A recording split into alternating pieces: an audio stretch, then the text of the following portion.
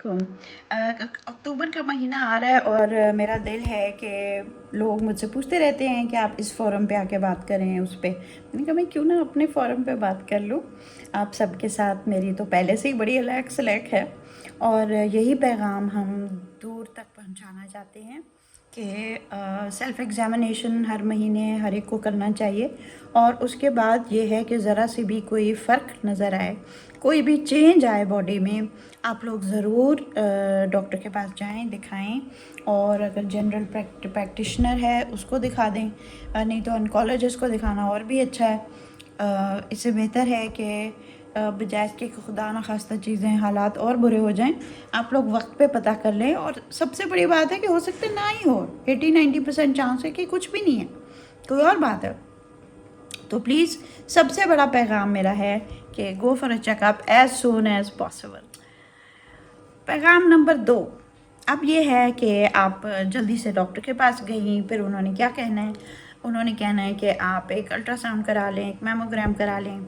आप वो दोनों करवाते हैं, उनका रिज़ल्ट लेके और एक और डॉक्टर के पास या उसी डॉक्टर के पास जाते हैं और फिर पता चलता है कि हालात कितने कुछ ख़राब हैं या नहीं। तो अगर आपको पता चलता है कि ख़राब हैं या जो भी है, मतलब यू हैव दिस थिंग, तो इसमें पता करना होता है कि कौन सी वाली है कैंसर है। एक तो स्टेज कौन सा है और दूसरा 2-3 किस्में होती हैं उनमें से होगा, क्योंकि उस जब तक किस्म नहीं पता चलती उसके बगैर वो समझ नहीं आता कि उसकी ट्रीटमेंट किस तरह की होगी। आप आगे ना जाएं, एक एक स्टेप के साथ जाएं, वक्त ना ज़ाया करें। तीसरी बात यह है कि जब आपका टेस्ट होगा, आप ये लोग क्या करते हैं कि ट्रू कट करते हैं, एक बायोप्सी होती है और उस बायोप्सी से जब रिज़ल्ट आता है तो बेहतर ये तरीका है कि उसे कहें कि आप 2 सैम्पल्स निकालें और आप डिफरेंट लैब्स को दें। एक उसी के लैब्स को दे दें, जैसे आईडीसी का मैंने दिया था, दूसरा आप शौकत खानम के लैब को दे दें। दोनों की तरफ से जब एक ही रिज़ल्ट आएगा तो फिर कंफर्म हो जाएगा कि ऐसा ही है। हम नहीं चाहते कि गलत फहमी हो जाए किसी किस्म की, खामखा कि हम इतनी ट्रीटमेंट वगैरह कराते जाएं, पता चला कि वो तो सैंपल ही गलत था। तो आपने ये चीज़ें देखनी हैं कि टेस्ट सही हो और 2 जगहों से सैंपल ट्यूमर को आपने चेक कराना है, ठीक है। इसके बाद आपने नंबर 4 पॉइंट ये है कि आप डॉक्टर अपना बड़े सोच समझ के चूज़ करें। बेहतरीन चीज़ है जो जितना करीब हो और जितना काबिल हो, सबसे काबिल और सबसे करीब जो भी डॉक्टर है उसकी आप पेशेंट बने तो बेहतर है। और हॉस्पिटल अच्छा होना चाहिए, उसमें सारी फैसिलिटीज़ होनी चाहिए। इसीलिए मैंने शिफा ढूंढा था, बिकॉज़ वरना मुझे एक और हॉस्पिटल का बता रहे थे, क्लिनिक बता रहे थे। क्लिनिक में तो मैं डॉक्टर के पास जाती, फिर एक टेस्ट के लिए कहीं और जाती, फिर दूसरे के लिए कहीं और जाती। तो ये सारी चीज़ें इधर उधर भाग दौड़ से बेहतर है कि एक ही हॉस्पिटल में सारी चीज़ें हो जाएं। गवर्नमेंट के भी हॉस्पिटल्स हैं, नूरी हॉस्पिटल है इस्लामाबाद में, एक अनमोल है लाहौर में, और भी अब गवर्नमेंट की और भी बन रही हैं, शौकत खानम तो है ही। तो आप लोग जो हैं अपना, अब आपने फ़ैसला करना है कि कहाँ से आपने सारी ट्रीटमेंट करनी है।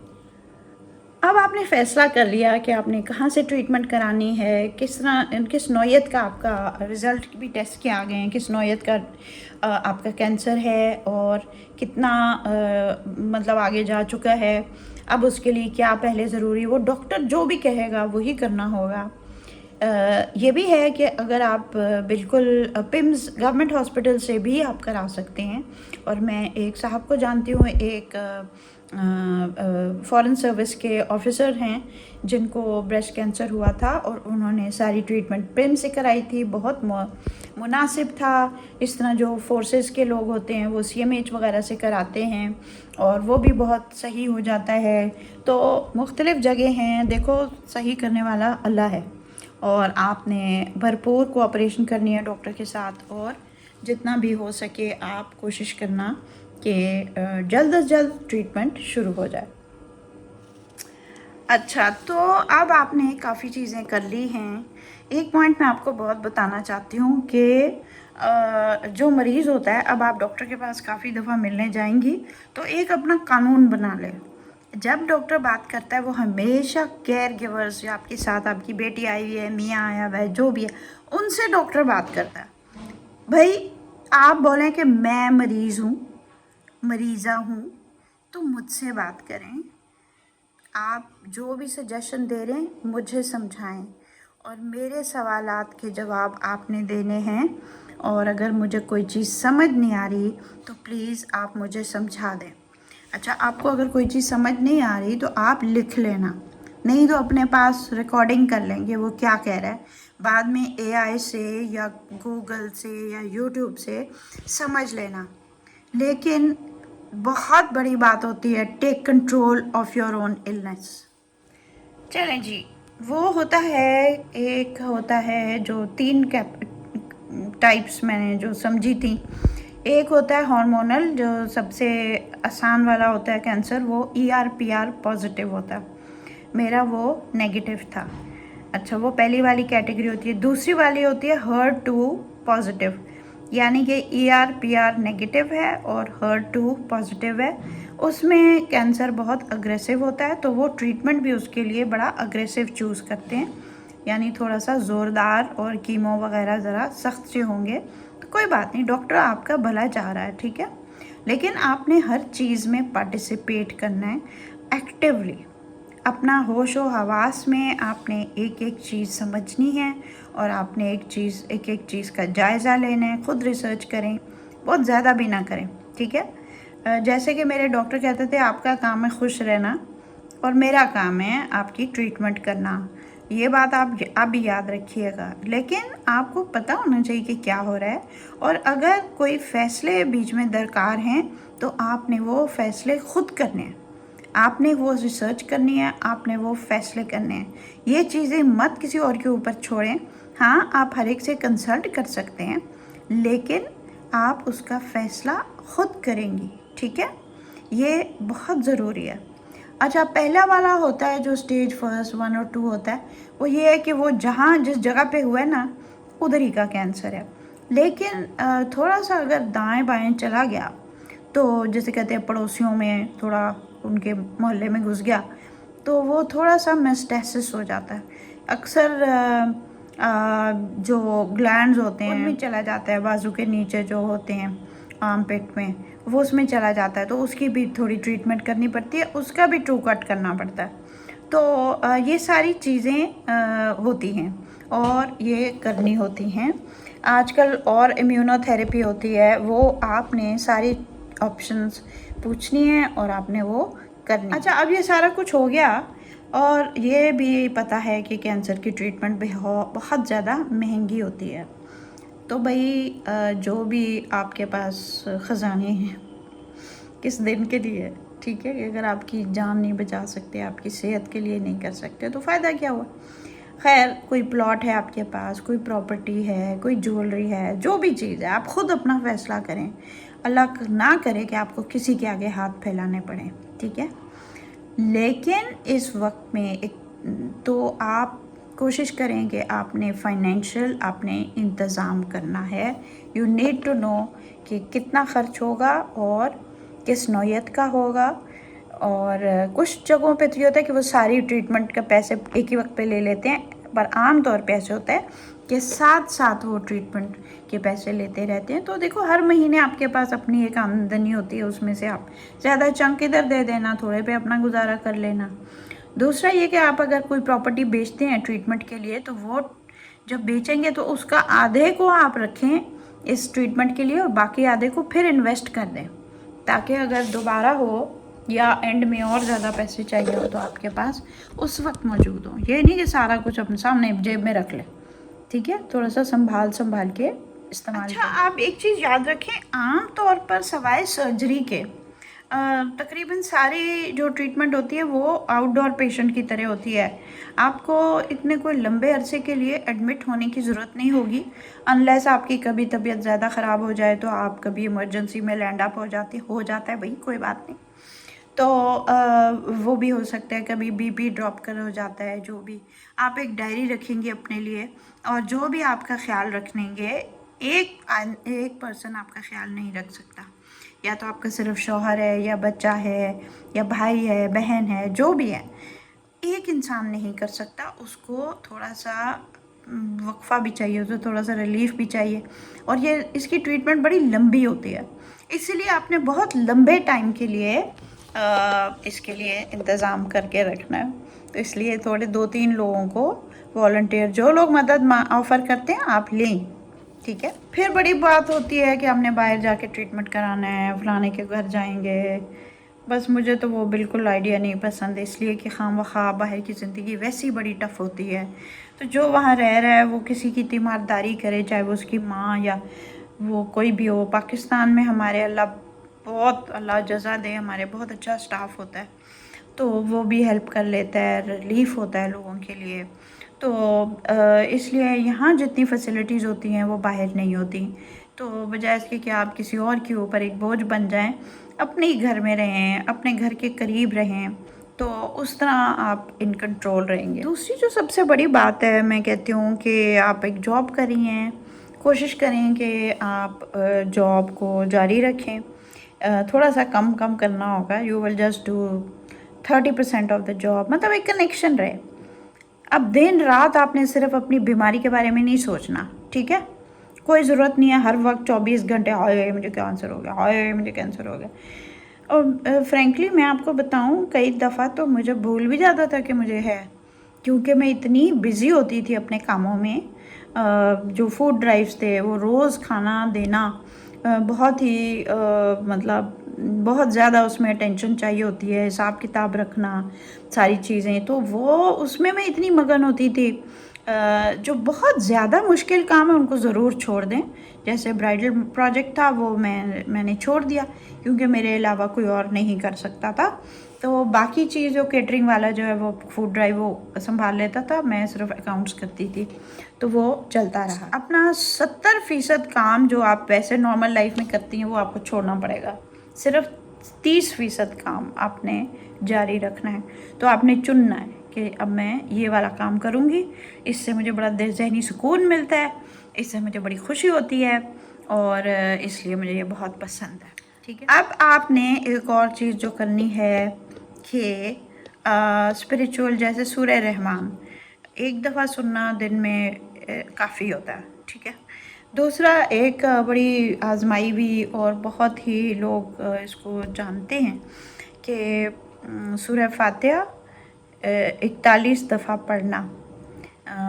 नमाज जो है फ़र्ज़ और सुन्नत जो फजर की होती है उसके दरमियान आप पढ़ें, सामने एक बोतल रखें पानी की, और उस पानी का ढकना खुला होना चाहिए, बस उसको देख लिया करें और पढ़ते हुए 41 दफ़ा। और वो जब आप पढ़ेंगी उसके बाद वही पानी दिन भर आपने पीना है। कहते हैं कि यही नुस्खा जो है आप 41 दिन लगातार कर लें तो बहुत अच्छा है, लेकिन बीच बीच में तबीयत ख़राब हो जाती है, आप ना कर सके तो कोई बात नहीं, लेकिन कोशिश करें कि आपने खुद ही करना है, और आप खुद ही उसने पानी को दम लेंगी, खुद ही वो करेंगी। इसको पढ़ते हुए मैं आपको बता नहीं सकती कि कितना मैजिकल रिलीफ फील होता है। आप जब पढ़ते जाते हैं पढ़ते जाते हैं पढ़ते जाते हैं, इसकी ऐसी फीलिंग आती है, आपको लगता है कि आपके जिस्म में से ना वो बीमारी निकलती जा रही है, धुलती जा रही है, बस खुद ब खुद आप बहुत ही ठंडक महसूस करने लगते हैं इसको 41 दफ़ा पढ़ते हुए। सो ये बहुत ही पावरफुल एक स्पिरिचुअल वे ऑफ ट्रीटमेंट है, जिसको आप नॉर्मल एलोपैथिक ट्रीटमेंट के साथ साथ करेंगे। एक और चीज़ जो मेरी एक फ्रेंड ने बताया था, जो स्टेज 4 से बच गई और अब माशाल्लाह बिल्कुल ठीक है। मुझसे पहले उसका ब्रेस्ट कैंसर हुआ था और उसके बाद वो मुझसे पहले ही ट्रीट हो चुकी थी, अमरीन। उसका मैंने इंटरव्यू भी किया है, पॉडकास्ट है उसका, अमरीन गिलानी का, आप ज़रूर उसको देखिएगा। आप देखें उसका ज़िंदगी के बारे में रवैया कितना खूबसूरत है, बहुत मुस्बत है, और उसने किस तरह वो अभी उसमें से गुज़री थी। तो ये चीज़ भी बहुत याद करने की है कि जब आप कोई डॉक्टर चुनते हैं तो वो वाला डॉक्टर चुनें जिसका आप मरीज़ जानते हैं, या कम से कम उससे बात करें और वो आपको मतलब रिकमेंड करे कि हाँ ये वाला डॉक्टर सही है। जैसे मैंने डॉक्टर फ़ारूक का कहा तो मुझे वो बहुत अच्छे लगे। ऐसे भी लोग हैं जिनको शायद ना अच्छे लगे, क्योंकि वो बहुत ही हंसी मजाक वाले हैं। तो अगर कुछ मरीज़ होंगे वो कहेंगे अल्लाह मैं इधर मर रहा हूँ तो इसको देखो ये हंसे जा रहा है। तो भाई क्यों ना हंसे, मतलब आप सोचो कि हम खुद एक हमारे लिए एक बीमारी कितनी ज़्यादा है मुश्किल, तो वो दिन में कितने ज़्यादा मरीज़ देखता है। उसने अपने मिजाज को सही रखना है, मज़बूत रखना है, अपने टेम्परामेंट को खुशहाल रखना है, तभी तो वो लोगों की ट्रीटमेंट कर सकेगा। अगर वो भी बीमारी और डिप्रेशन में चला जाए तो फिर ट्रीटमेंट कैसे हो सकती है। तो मुझे तो बहुत अच्छा लगा कि वो हंसी मजाक बहुत करते थे। खैर बीच बीच में कभी कभी मुझे तप भी बड़ी चढ़ी तो मैं तो बस ऐसी हूँ कि हर चीज़ का इजहार कर देती हूँ। खुश हूँ तो खुशी बताती हूँ, नहीं हूँ तो बताती हूँ। तो हमारे में कोई ऐसी बात नहीं थी। ये एक बहुत ही यू हैव टू फील कि you are in good hands. ये बहुत ज़रूरी है कि आप बहुत ही मुखलिस डॉक्टर के पास जा रहे हैं। तो ये आपके लिए यकीन करना बहुत ज़रूरी है। लेकिन उससे ज़्यादा यकीन आपका अपने रब के ऊपर होता है कि मेरा रब मेरा ख्याल रखेगा और मुझे सही डॉक्टर के पास लेके जाएगा। और हर डॉक्टर 1.5 साल तक हर दफ़ा एक तरह नहीं हो सकता। Don't expect impossible things. तो आप अल्लाह पे यकीन रखें, उसके ऊपर भरोसा करें। जो अल्लाह का फ़ैसला है उसको तस्लीम करें, जो भी है। We have to be ready for everything. भाई देखो अगर वक्त आ गया तो आ गया, तो अगर कैंसर ना भी हो तो भी वक्त आएगा तो फिर हम चले जाएंगे। आपके क्या ख्याल है? जितने लोग पूरी दुनिया में फौत होते हैं उन सबको कैंसर हुआ होता है? नहीं, ठीक है। तो ये जब टाइम आएगा, ये मौत का जो है ना वो टाइम के साथ ताल्लुक़ है। तो इसलिए घबराना नहीं है। और अपना मिजाज आपने बहुत अच्छा रखना है, क्योंकि आपकी फैमिली के लिए ये बहुत बड़ा झटका है। उनको भी आपने खुश रखना है। बड़ी मज़े की बात है, कई दफ़ा आप अपने फैमिली को चेयर अप कर रहे होते हो, उनको खुश कर रहे होते हो, उनके लिए खुश रह रहे होते हो। बड़ा ज़रूरी है और बड़ा प्यारा रिश्ता है, बड़ी प्यारी बात है ये। तो जनाब मैं आपको स्टेप बाय स्टेप लेके जा रही हूँ। आम तौर पे 3 चीज़ों के मरहलों से गुज़रता है कैंसर ट्रीटमेंट। एक शुरू के मैंने आपको मरहले सारे बता दिए हैं। उसके बाद अब ये होगा फ़ैसला कि सर्जरी पहले होगी या कीमो पहले होगी और उसके बाद रेडिएशन होगी। ये 3 मरहले होते हैं। तो आम तौर पर कीमो पहले होता है। कीमो के ज़रिए वो ट्यूमर का साइज़ छोटा करते हैं और तकरीबन ख़त्म भी हो जाता है। उसके बाद सर्जरी होती है उस जगह की। और मैं कहती थी जब ख़त्म हो गया तो फिर सर्जरी करने की क्या ज़रूरत है। उन्होंने कहा नहीं, चाहे एक इतना सा भी एक एटम जितना वो हो ना, एक सेल भी, तो वो बाद में फिर मल्टीप्लाई होगा। तो हमने किसी किस्म की गुंजाइश नहीं छोड़नी, तो हमने वो उधर सर्जरी करनी है। उसके बाद रेडिएशन होगी। तो ये सारे मरहले उनमें से गुज़रना ही है आपने। तो आपने कोऑपरेट करना है, आपने उसमें से हंसी खुशी गुजरना है, ठीक है। अच्छा, कीमो की है दहशत इस तरह के उसका असर बुरा होता है। लेकिन अब मैं आपको बताऊं, जब मेरा कीमो हुआ था उससे आजकल हालात बहुत ज़्यादा बेहतर हैं। 3 साल गुजर गए मेरे, तो 3 साल बाद अब बहुत ही बेहतर हो गया है। जल्दी जल्दी कीमो होता है लेकिन कम कम डालते हैं, तो इसलिए उसका बुरे असरात भी कम होते हैं। तो इसलिए डोंट बी सो अफ्रेड, जो मैंने शायद अपनी बुक में लिखा है उससे बेहतर ही होगा। अच्छा, जिस वक्त लग रही होती है कीमो कुछ नहीं होता, बिल्कुल जैसे आप नॉर्मल ड्रिप लगाते हैं उसी तरह आप फील करते हो। अगर कीमो है उसमें डली हुई सब कुछ, लेकिन आपको बिल्कुल नहीं महसूस होगा। अगले 3-4 दिन भी कुछ नहीं होता, बस फिर चौथे 5वें दिन से फिर तबीयत बिगड़ने लगती है। और आपने उसके लिए ज़हनी तौर पर तैयार रहना है। हर इंसान को फ़र्क तरीके से उसका असर होता है। वो आपको कुछ कीमोज लगते लगते समझ आ जाएगी कि अच्छा इसके बाद पहले ये होता है, फिर ये होता है, फिर ये होता है। डायरिया हो जाता है, कॉन्स्टिपेशन हो जाती है, बीपी लो हो जाता है, किसी का शायद बीपी हाई भी हो जाता होगा। तो हर एक के अपने किस्म के वो असरात होते हैं। कीमो के फ़ौरन बाद एक इंजेक्शन लगाया जाता है। तो मेरी बेटी बड़ी एक्सपर्ट हो गई थी, वो पेट में इंजेक्शन लगता है तो मेरी बेटी वलिया वो लगा लेती थी, उसने सीख लिया था। और एक और सबक्यूटेनियस एक इंजेक्शन होता है, वो भी लगाना होता है। तो वो उसके लिए डॉक्टर या जो होम विजिटिंग होती है ना, नर्सिंग ऑर्डलीज वगैरह, वो लोग आके आपको लगा देते हैं। तो ये मैं आपको स्टेप बाय स्टेप इनमें से गुजार रही हूँ, ठीक है। तो कीमो होगी जनाब आपका। मेरे तो 6 कीमोस के बाद बिल्कुल कैंसर ख़त्म हो गया था। पहले 8 लगने थे, 6 के बाद उन्होंने कहा कि नहीं अब और ज़रूरत नहीं है। तो आपका भी आपने सब्र करना है।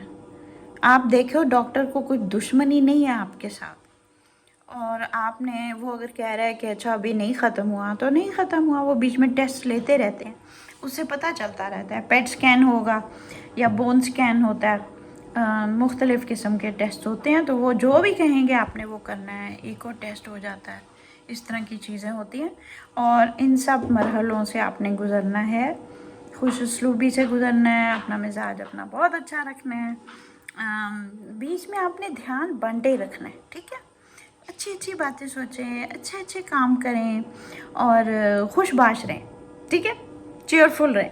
एक होता है अज़ीज़ हैं जो अब भी मुझे हमेशा हर फ्राइडे पे मैसेज भेजते होते हैं। तो अब वो व्हील चेयर को धकेलते थे, मतलब मुझे कमज़ोरी बहुत हो जाती है तो वो व्हील चेयर पर मैं जाती थी। डॉक्टर के दफ्तर के सामने पे मैं पीछे पे साइड पे पहले रख लेती थी। डॉक्टर समझता था ये चल के आ रही है, असल में कोई चल के नहीं आ रही होती थी, व्हील चेयर पर आई होती थी, लेकिन दरवाजे से बाहर छुपा देती थी व्हील चेयर। खैर वो अज़ीज़ कहने लगा कि अभी तो आप बड़ी मतलब चहक रही हैं लेकिन कुछ अरसे बाद आपकी तबीयत थोड़ी सी ख़राब रहेगी। वो फिर क्या था, अच्छा अगली दफ़ा शायद आपकी फिर ख़राब होएगी। वो सोचता ही रहा कि कब होगी। कहता है मुझे लगता है कि आपने अपने ऊपर ओढ़ा नहीं है, अपनी बीमारी अपने ऊपर ओढ़ा नहीं है, तो इसलिए शायद आपको। अब वो एंड में वो समझने की कोशिश कर रहा था कि इस पर असर क्यों नहीं हो रहा। और जब भी मुझे डॉक्टर हॉस्पिटल पहुंचती थी तो वो पूछते थे कि मरीज़ कौन सा है, तो मुझे बड़ा अच्छा लगता था कि मेरे चेहरे से या मेरे रवैये से पता नहीं चलता था कि भाई मरीज़ कौन है, ठीक है। तो आपने अपने को चेयरफुल रखना है, प्यारी प्यारी चीज़ें सोचनी हैं। और आप ये याद रखें कि कोई भी चीज़ अल्लाह ताला किसी के लिए ऐसे ही नहीं करता। वो हमारा दुश्मन नहीं है, वो हमसे बहुत ज़्यादा प्यार करता है। अब वो हमसे इतना प्यार करता है तो इतनी मुश्किल रास्ते से क्यों गुजारा है, तो यही तो हमने सोचना है, कोई वजह है। अब मेरा तो मुझे समझ आ गई कि मैंने किताब लिखनी है आप सबके लिए। मैंने बुक लिखी पूरा रास्ते के लिए कि आज जो मैं ये वीडियो बना रही हूँ ये भी शायद उसी चीज़ के अंदर से थी, क्योंकि हमारे यहाँ झिझक और शर्म की वजह से कोई लोग बताते नहीं थे कि मुझे ये बीमारी हुई है। तो मैं ये चाह रही हूँ कि ये झिझक ख़त्म हो और एक इंसान बोल सके कि मुझे ये बीमारी है और उसके लिए मुझे इलाज करना है और मैंने ये इलाज किया है, ताकि दूसरों की भी हिम्मत बढ़े और दूसरों को भी हौसला मिले। ये सारी जो जंग है ये हौसले और हिम्मत की है। तो आपने हिम्मत और हौसला नहीं हारना, आपने बहुत पेशेंस के साथ, सब्र के साथ इसमें से गुज़रना है, ठीक। अच्छा 3 वो एक हैं, वो हर एक ही वैसे भी पढ़ता रहता है, ला हौला वला कुव्वता इल्ला बिल्लाह, और दूसरा है हस्बी अल्लाह व निअमल वकील, कि सबसे बेहतरीन अल्लाह ताला है हर मामले के बारे में। खुश उसलूबी से तो अल्लाह ही सब कुछ संभालने वाला है हर मामले को। तो हस्बी अल्लाह व निअमल वकील, ला हौल वला कुव्वता, और आयत करीमा ला इलाहा इल्ला अंता सुबहानका इन्नी कुन्तु मिनज़ ज़ालिमीन। ये 3 मुझे बहुत ज़्यादा पावरफुल लगते थे और रोज़ सुबह नाश्ते के साथ मैं वो सुनती थी सूरह रहमान। और पहले 41 डेज़ नहीं, ज़्यादा दिन लग गए थे, उसमें मैंने वो सूरह फातिहा का किया था। उसके बाद आपने थोड़ी ब्रेक करनी होती है और फिर जब आपका दिल चाहे आप वो पढ़ें। You feel a bit weak, you feel a bit, you need it and then you do it. Even now afterwards also I have done it sometimes. तो वो वाला जो पानी होता है वो बड़ा ख्याल रखिए, उसको पिए, दम वाला पानी। तो इस तरह की चीज़ें हैं। मैंने अपनी बुक में बहुत से पहलू शेयर। मेरी बुक है, उसका नाम है राइजिंग अबव, और उसमें आपको साथ साथ पूरे मरहलों के थ्रू गुजारती है वो किताब। जो मेरे तजर्बे थे वो मैंने सारे शेयर किए। और उसका मकसद ये था कि इससे निकलने के बाद भी आपकी ज़िम्मेदारी ख़त्म नहीं होती। उसके बाद फॉलो अप टेस्ट्स होते हैं, जो भी डॉक्टर बताता है 3 महीने बाद, 6 महीने बाद आपने ये टेस्ट करना है। जो भी टेस्ट करना है आपने, कोई भी चीज़ डॉक्टर की इजाज़त के बगैर नहीं करनी, नहीं जाना, नहीं कर, जो भी है डॉक्टर कहेगा तो फिर आप करेंगे। मसलन मेरी चौथा कीमो था, उसका 12वां दिन था और उसमें मैंने टेड टॉक की है खड़े होके। तो सोचे, डॉक्टर से मैंने पूछा कि मैं कर लूँ, तो उन्होंने कहा हाँ कर लो। तो मुझे बड़ा अच्छा लगा। अब जब कोई चैलेंजिंग चीज़ करते हैं ना तो बहुत ही खुशी होती है, लगता है अच्छा मैं तो कर सकती हूँ, ऐसे ज़रूर कर। तो इस सफ़र के दौरान ऐसे ऐसे काम करना जो एक नॉर्मल इंसान के लिए भी मुश्किल है, जैसे मेरे फूड ड्राइव है जो रोज़ लोगों का खाना होता है, कि आसान काम नहीं है। तो ये कर लेना मेरे लिए बहुत ही खुशी की बात होती थी। इसकी एक और ही खुशी है, लोगों को भी मैंने नहीं बताया हुआ था और बहुत ही ज़्यादा ज़िम्मेदारी मुझे महसूस होती थी। खैर बच्चों को पता था, मैंने शेयर किया हुआ था, इंतज़ाम किया हुआ था कि अगर मुझे कुछ हो जाए तो लोगों का पैसा ज़ाया नहीं होगा।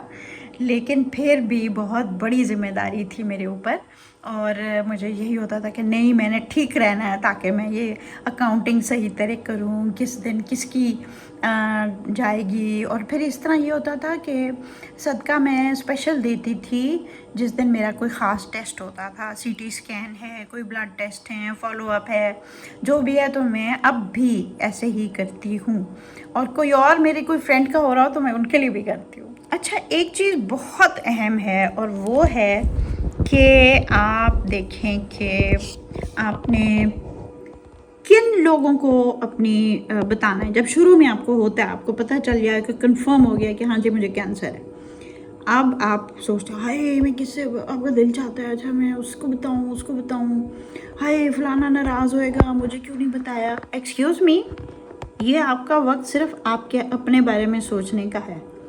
सारे लोग आ जाएंगे जी, उनकी तीमारदारी आपकी करने के बजाय आपकी फैमिली सारा वक्त उनको चाय पानी ही देती रह जाएगी और घंटों बैठ जाएंगे। हमारे लोग तो उठना जानते ही नहीं, आके बैठ जाते हैं बराए जमान होके। तो बेहतर यह है कि आप शुरू में किसी को मत बताएं कि आपके साथ ये हुआ है। सिर्फ जो आपके करीब तरीन और सबसे प्यारे हैं, लेकिन हौसले वाले। ये नहीं कि वो आपके सामने दाड़े मार मार के रोने लग पड़े। नो, आपको चाहिए कोई हिम्मत, हौसले वाले जो आपको भी हौसला देंगे। और बच्चों को भी मैंने कहा था कि खबरदार न मुझे किसी की आंखों में आंसू नज़र आए, क्योंकि मैं चाहती हूँ कि मैं भी हौसले में रहूँ और तुम लोग भी मुझे हौसले में रखो। दीवार के पीछे रो लो जितना मर्जी है, लेकिन मेरे सामने खबरदार जो किसी ने रोया तो यू नो सो मुझे नहीं अच्छा लगता। तो इसीलिए आपने अपना ऐसा माहौल तैयार करना है जिससे आपका बेहतर ठीक होना आसान हो जाए। फ्रेंड है मेरी, बहुत प्यारी फ्रेंड है, वो तो सचमुच बड़ी धड़े मार के रोने लग गई ना फ़ोन पे जो ही उसको मैंने बताया। तो बस उसको लिटरली मैंने डांटा, मैंने कहा भाई रिफत मत करो। हालांकि मतलब हमारी 50 साल की दोस्ती है, तो मैंने कहा कि नहीं ये चीज़ नहीं चलेगी, तुमने हिम्मत करनी है, हौसला रखना है और मुझे भी हौसला देना है। तो फिर वो थोड़ी सी संभली और कहती है मैं तो सोच भी नहीं सकती कि तुम्हें कुछ हो। गिनती के लोगों को बताना है, बाकी किसी को बताने की नहीं ज़रूरत है, बड़े आराम से आप छुपा सकते हैं। So don't tell them till you are ready to share. और बेस्ट ये होता है कि जब आप बिल्कुल ठीक हो जाएंगे तब आप बता देना, ठीक है। मैंने भी ऐसे किया था और मैंने अपना, तब तो मैं ब्लॉग पोस्ट बहुत रेगुलरली लिखती थी, वो भी लिख रही थी और अपनी स्टोरीज़ वगैरह इंस्टाग्राम पे भी शेयर कर रही थी। जब मैंने विग पहनी तो वो तो विग पहनी, तो मैंने कहा वो मुझे बड़ा शौक हो गया विग पहनने का। जो लोग इस काम से गुजरे हुए थे उनको तो समझ आ गई, तो उन्होंने कहा कि हमें कुछ समझ आ रहा है लेकिन आप नहीं चाहती शेयर करना, तो ठीक है कोई बात नहीं, हमारी दुआएं आपके साथ हैं। That is the best response. तो आपने लोगों को तब तक नहीं बताना जब तक एक या आप बिल्कुल ठीक हो जाएं या आप बेहतर हो जाए, बहुत बेहतर हो जाए, कंट्रोल में हो, तब आप करें, ठीक है।